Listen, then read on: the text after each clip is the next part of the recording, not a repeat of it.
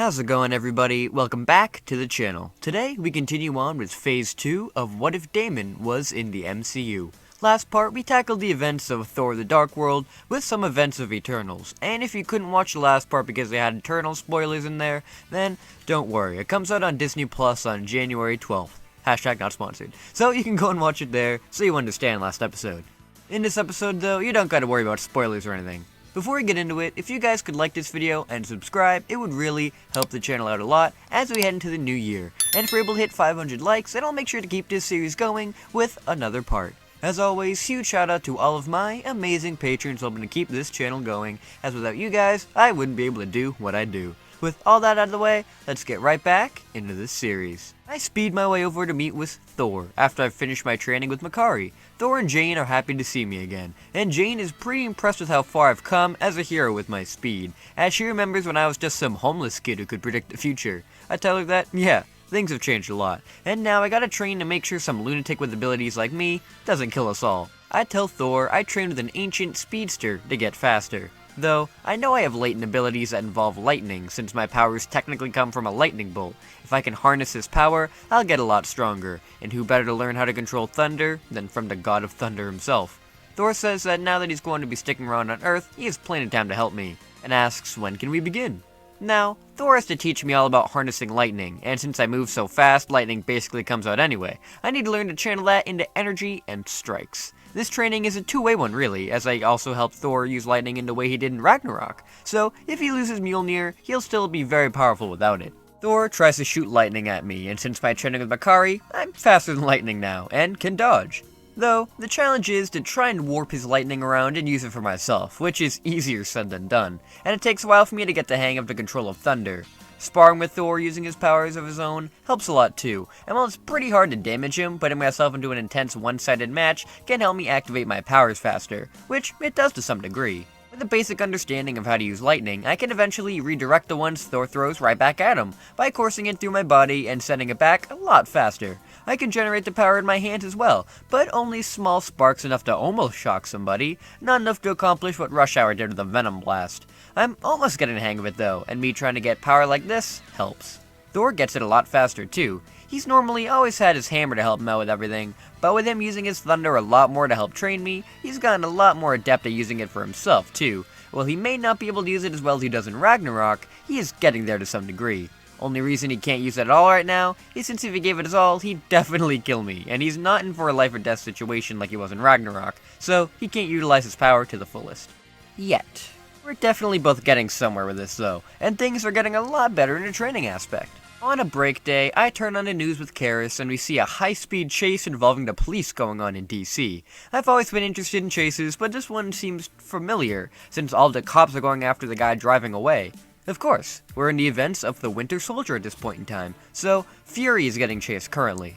Karis asks if we should go and save him at this point, and I begin to say that, nah, things basically need to play out this way to be able to take down Hydra within S.H.I.E.L.D., and we may mess it up. That's when I get hit with a horrible realization. Fury only managed to survive getting shot in cannon since he took some of Banner's meds that slowed the heart to 1 beat a minute while working in S.H.I.E.L.D.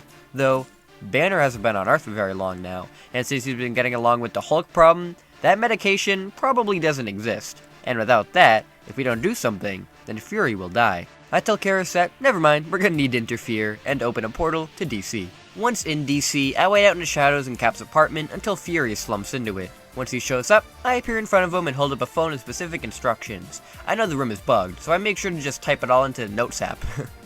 I explain that the Winter Soldier is after him, and if he gets killed now, he's not gonna be saved. In order for the infiltrators of S.H.I.E.L.D. to be taken down for good, he needs to fake his death. Once the Winter Soldier shoots at him, I'll be fast enough to catch the bullets, and he needs to fake kneeling over to be taken to S.H.I.E.L.D. and have them fake his death, that way we can expose who is the leader of Hydra within S.H.I.E.L.D. Fury realizes I haven't laid him astray yet, and while he still doesn't fully trust me since I know a lot more than I realize, he knows my heart's in the right place, and he'll trust me. Things go exactly where I want them to, with Fury getting fake shot, Cap going after Winter Soldier, and Fury being declared deceased, but being taken to a safe location. Karis and I don't interfere too much with the events of Winter Soldier, besides from that, as if we do too much then we could influence the helicarriers being risen early and killing us all. We do have a plan though. The events all play out the same up until the battle with the Winter Soldier on the highway, and Cap realizing that the man in front of him is his former best friend, Bucky. Once he realizes that, I gather Black Widow, Falcon, and Cap together, while Karis opens a portal underneath them, sending them to Fury's current location. Bucky looks on confused as I speed all around him, getting rid of his weapons he has hidden, and then knocking him into Karis' portal. Once Karis and I go through too, Bucky tries to fight us all off, but Karis has a plan to help. I tell Cap not to worry, and that Bucky's being brainwashed right now, but we can save him. While Karis was at the end of time and training with classic Loki, she explained to him about Sylvie's ability to go into somebody's mind and play around in there, getting information, inserting herself in other people's memories, and bringing about memories that people don't remember. As demonstrated by the variant Loki in his show, all Lokis have an ability like this, which means that the classic Loki would too. With Karis describing it to him, he would have time to learn this power as well, and in turn, teach it to Karis, who was an honorary Loki. With Karis having this ability herself now, she can use it on Bucky to go into his mind, and try and force the real Bucky out and repel the Hydra brainwashing. Karis shuffles around his memories, which are hidden away good, but thankfully, Steve is there as well to help his friend through the pain, and with him and Karis working together, they're able to bring his memories about who he is to the forefront and make him remember he is really Bucky Barnes. Bucky screams out, finally remembering everything again. He weakly asks if it's really Steve, and he tears up, saying it's really him. The two hug, finally reunited after almost 70 years. Bucky's Hydra control is still in there somewhere, and if anybody were to say the magic words from Zemo now, then he'd definitely go off. But Karis just brought his James Buchanan Barnes side out after being repressed for 70 years, though he still remembers almost all of the evil acts he's committed while under Hydra's control. With Bucky as a star witness to Alexander Pierce's evil, they're able to expose him as an agent of Hydra, and all of the others who were agents, such as Rumlow, have all been arrested for treason under S.H.I.E.L.D. With all these guys behind bars, the Zola algorithm is thwarted and called off. And just to really make sure that S.H.I.E.L.D. doesn't bring it back, I made a personal call to Thor, and he showed up to destroy the helicarriers himself. What are they gonna do? Arrest Thor? Fury is brought back in to become the director again, and most of Hydra's sleeper agents are revealed to the public by Bucky, and going through Pierce's computer. Everything gets worked out nicely with Bucky now on the hero's side, and there not being a huge amount of collateral damage with the helicarriers. Meaning, Rumlow doesn't become crossbones with a building falling on his face, and Ross doesn't have something he can add to push the Sokovia Accords further. Cap manages to take Bucky in, and with the help of the literal Captain America, Nick Fury, and most of the brainwashing tech revealed to the Hydra agents, Bucky is pardoned of his crimes due to brainwashing from Hydra, and is now a free man in society once more. A lot earlier than normal. Just letting you know, Bucky being a free man here and staying with Steve to get readjusted to society is going to cause some major differences down the road. Karis still needs to stay with him sometimes to use her magic to wipe most of the programming from his head, but for right now, he's really Bucky again, and the Winter Soldier is no more. Everybody, sorry to interrupt the video, but guess what? I'm moving up in the world of sponsorships. This video is sponsored by Fandomian, who sells some really cool anime and manga merch, and a bunch of other cool merch for some pretty cool prices. If you want to get some cool outfits and a bunch of other stuff for an even lower price, then make sure to click the link in the description down below and put a discount code Damon for 5% off your order. Again, that's code Damon for 5% off of your order. Hopefully, you won't regret your purchases. Now let's get back to the video. With Winter Soldier finished, I continue my training with Thor, and during a serious sparring session, it finally happens. Thor shoots a large amount of electricity my way, and I tank it all to try and throw it all back at him. Though, he threw a lot more than I anticipated, and I'm not able to throw it all back. The power coursing through me is too much, and I'm beginning to fade. Not yet though, I think. I'm not through yet. I scream out and unleash all the electricity from my body, blowing back Thor by the sheer pressure I emit.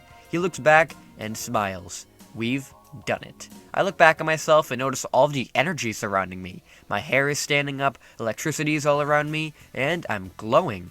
Thor says to give it a shot, and I raise my hand and blast a bolt of lightning up into the sky.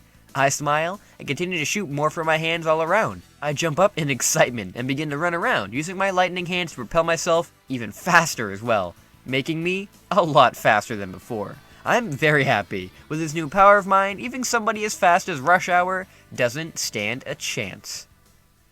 At the end of Winter Soldier, those at Strucker's base worry about being discovered by the authorities, since everything about Hydra was leaked online.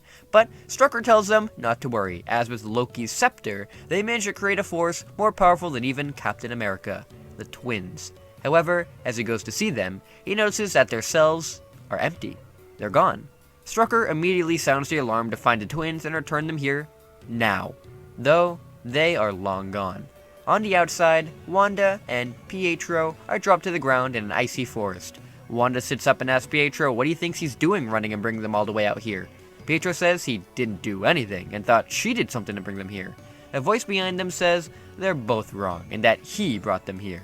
The two turn around to see Rush Hour, saying that he was the one who broke them out.